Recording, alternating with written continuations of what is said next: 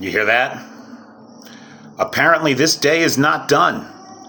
The first air raid alert today woke me up at 3:22 a.m. The next one at 7:16 a.m. There were two more after that. Oh, we just got power back. That's nice.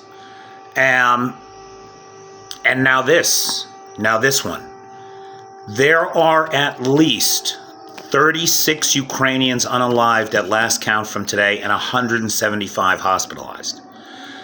They hit a cancer hospital in Lviv, a children's hospital in Kyiv, 3 power substations here, civilian infrastructure, civilian residential housing, and civilian hospitals.